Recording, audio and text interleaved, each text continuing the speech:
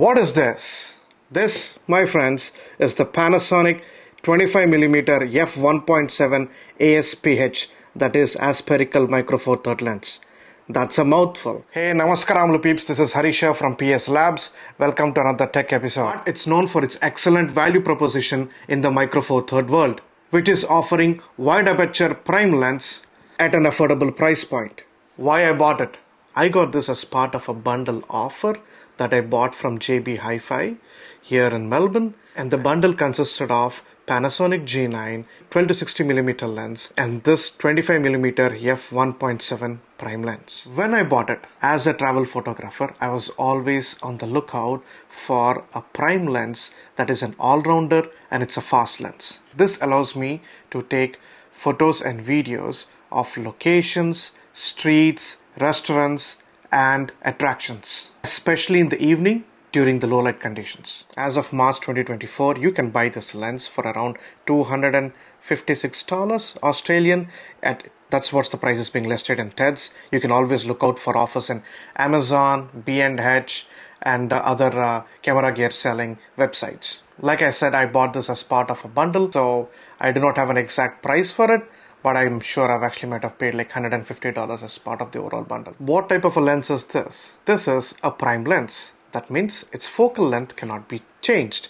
So it does not zoom in and zoom out anywhere. It only has one ring on top of it, as you can see, and this is actually used for focus. Because this is a MFT lens, in the full frame world, the crop factor for this lens is actually 2x. So hence, this 25mm f1.7 lens behaves as a 50mm lens in the full frame world. So what does it mean to be a 25mm prime lens? What it means is versatility, and let me explain you my understanding. Versatility for me means being a prime lens equivalent to 50mm of a full frame camera. It is a classic choice for street photography, portraits, all day shooting, including the evenings, because it's an f1.7, aka it's an all-rounder. It offers a natural perspective that closely resembles what the human eye sees, which is roughly around 48 to 50 degrees, in diagonal wise, making it suitable for a wide range of scenarios where you can actually utilize it. Build quality. As you can see, this is actually made up of plastic.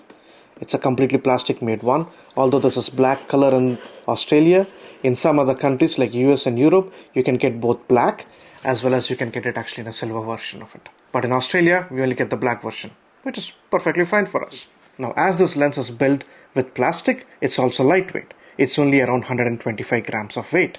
But that does not include the lens cover, and the back end lens mount cover. Although it's not of a metal construction, it's still pretty good durable for the price point it's being offered at. Focus ring here is being supported by a linear stepper motor inside.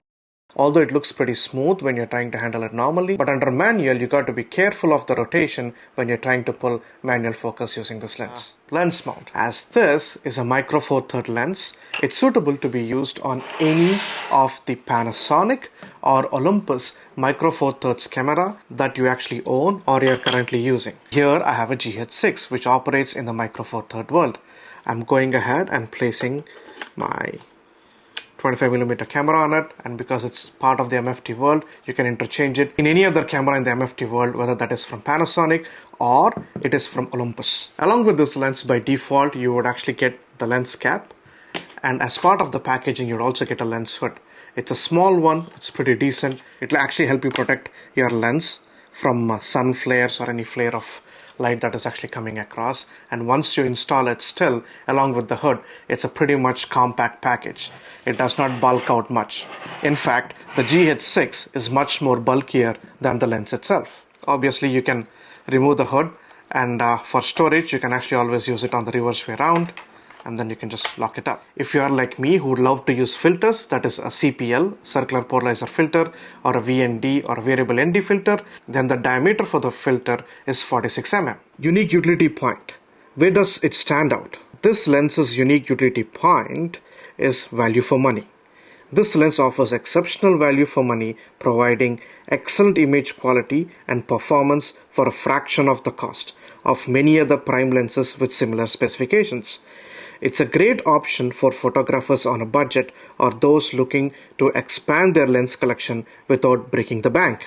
which is very much important for amateur photographers like me who are actually spending money out of their pocket and not getting sponsored either for reviews or for basically buying their gear, and would love to climb up the ladder of content creation. The reason I love pairing this lens with my GH6 is very simple. An inner focus drive system and stepping motor for smooth silent operation work with the camera's high-speed, high-contrast autofocus system like the GH6 for both photo and video recording. Image quality. The autofocus system of this Panasonic lens is fast and accurate, making it suitable for capturing fast-moving subjects as well as static scenes.